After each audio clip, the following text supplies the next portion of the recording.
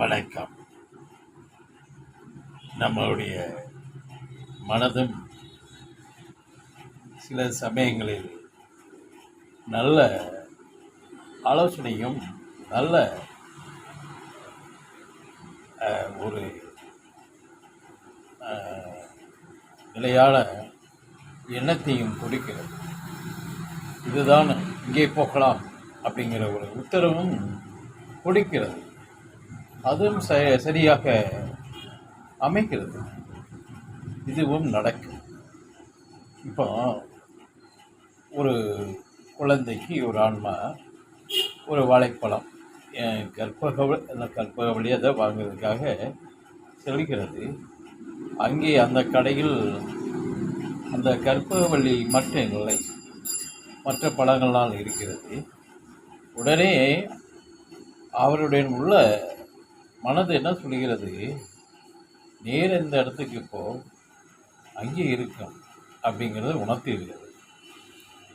இந்த ஆன்மாவோட சேர்ந்த உடலும் மனது சொல்வதை போல சொன்னதை கேட்டு நடந்து அங்கே கடந்து செல்கிறது. அந்த இடத்தை நோக்கி போனால் மனது சொன்னது அங்கே வாய்க்கிறது, இருக்கிறது. மனது சொன்னபடியே அங்கே அதே பழம் இருக்கிறது.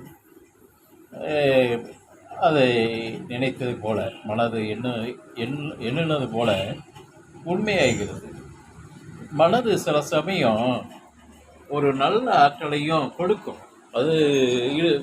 அது நம்ம மறுக்க முடியாது. அந்த நல்ல சிந்தனையும் கொடுக்கும்.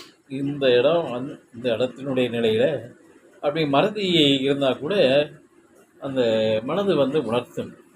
இங்கே செல்லலாம், அங்கே சென்றால் அது கிடைக்கும், நடக்குங்கிறத மனது துரிதப்படுத்தும், உணர்த்தும். அது சில அதை கடக்க முடியாது, உண்மை.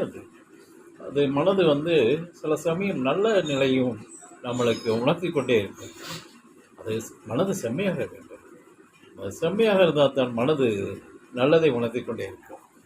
இல்லாட்ட மனது இருவேளையும் செய்யும், நல்லதும் செய்யும், இன்னொரு நிலையில் இழுத்து விட்டு செல்லும். அதனால் மனதுக்கு இரு நிலையும் உண்டு. ஆனால் மனது செம்மையாகும் போது நல்ல அந்த மனது எண்ணப்படுவது எல்லாமே நல்ல தூய்மையான நிலையில் இருக்கும். மனது செம்மைப்பட வேண்டும், மனது இயல்பாக அமைந்திட வேண்டும். இறை நோக்கில் இருந்துவிட்டால் மனது எண்ணுவதெல்லாம் நல்லதாகவே இருக்கும், நல்ல சிந்தனையாகவே இருக்கும். அதனால் மனது